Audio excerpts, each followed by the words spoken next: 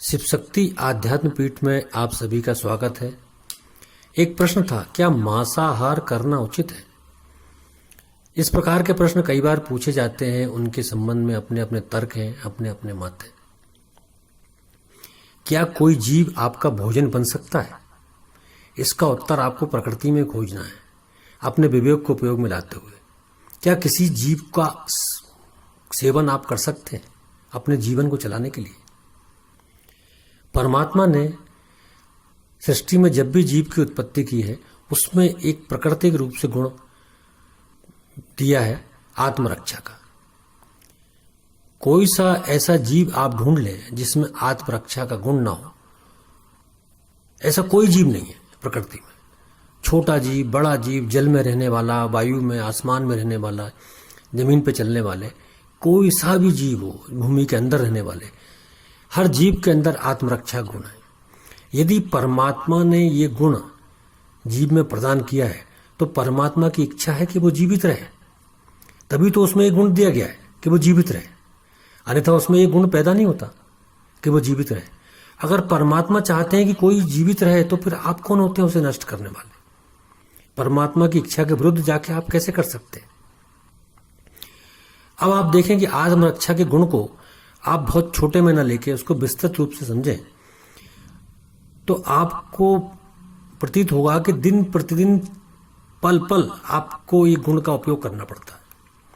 आपको भूख लगती है तो आप भोजन करते हैं। क्यों करते हैं?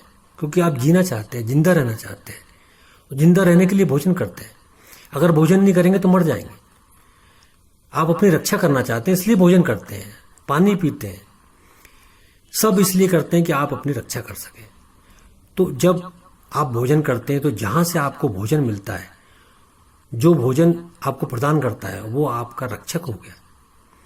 जिस प्रकार से हमको वृक्षों से फल, सब्जियां, वनस्पतियां, बहुत सी चीजें वृक्षों से मिलती हैं और उनसे हम अपने आप को, अपने जीवन को बढ़ाते हैं, जीवन की ऊर्जा प्राप्त करते हैं, जीवित रहते हैं दिन प्रतिदिन।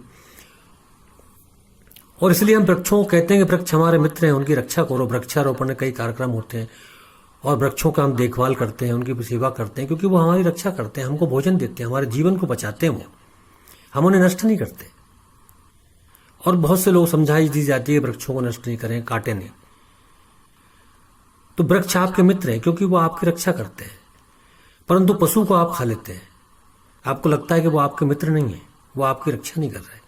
जबकि आप देखें कि किसी पशु को मारकर उसको खाया जाता है तो वो एक दिन का भोजन आपको मिलता है, वो आपको एक दिन जीवित रखता है।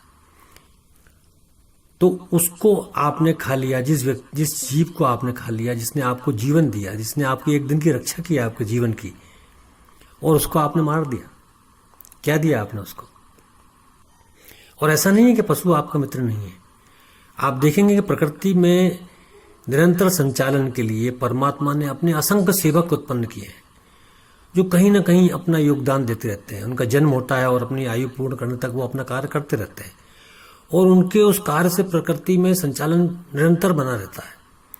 और निरंतर संचालन होने से ही हमें बहुत सारे जीवन के संबंध में बहुत सी चीजें उपलब्ध होती हैं जिनसे हम भी जीवित रह पाते हैं, पर हमें प्रत्यक्ष रूप से वो दिखाई नहीं देता है। इसलिए हम उनकी हत्या करके खा जाते हैं, उनका सेवन कर लेते हैं। जब हमें मालूम चले, जब हम विचार करें कि उनका क्या कार्य है प्रकृति में, वो क्यों पैदा हुए हैं, तब हमें बड़ा ही आश्चर्य होगा कि ये जीव अगर ना हो तो हमको बहुत सी चीजें उपलब्ध ना हो।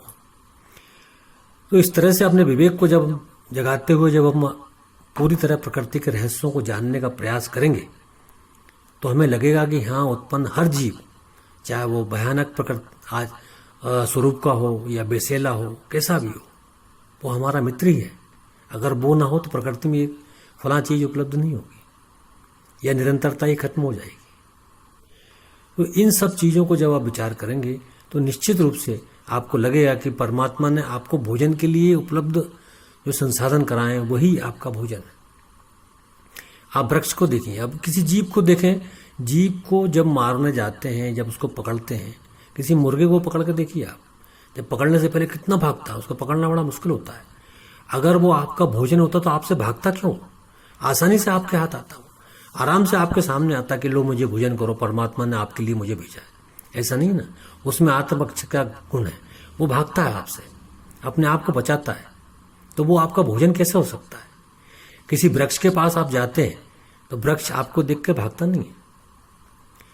वृक्ष के जो फल है, वृक्ष के जो सब्जियां हमें मिलती हैं, बहुत सारी चीज़ें हमें मिलती हैं, वो बड़ी आसानी से उपलब्ध हो जाती हैं। हम उन्हें पूरी तरह जड़ से नष्ट नहीं करते हैं, क्योंकि फिर आ जाती हैं, क्योंकि वो संसाधन जो है भोजन के लिए ही उपलब्ध कराए गए। वृक्ष में आत्मरक्षा का गुण नहीं होता है, हर जीव में होता है, लेकिन वृक्ष में नहीं होता है। वृक्ष में ऐसा नहीं होता है कि कभी आप जाएं उसका फल तोड़ने, वो अपने फलों को छुपा ले या कुछ ऐसी प्रतिक्रिया व्यक्त करे जिससे आपको लगे कि वो आपको फल देना चाहते। ऐसा कभी नहीं होता आपको, बल्कि वो निस्वार्थ भाव से आपको देता हो। आप उसकी रक्षा करें ना करें, काटें और ना काटें, तो उसकी प्रकृति ऐसी है कि उसको देने की। तो परमात्मा ने इसीलिए उसको चलायमान नहीं बनाया है कि वृक्ष इधर से उधर चला जाए, लेकिन जीव में आत्मरक्षा गुण है, इसलिए वो भग जाता है, आपके हाथ नहीं आता है। तो इन सब चीज़ों को, इन रहस्यों को, प्रकृति को आप समझेंगे तो निश्चित रूप से आपको पता लगेगा कि कोई भी जीव आपका भोजन नहीं है। आप इस चीज को बिल्कुल समझ लें कि जिस जीव में आत्मरक्षा का गुण है वो आपका भोजन हो ही नहीं सकता है। ओम नमः शिवाय।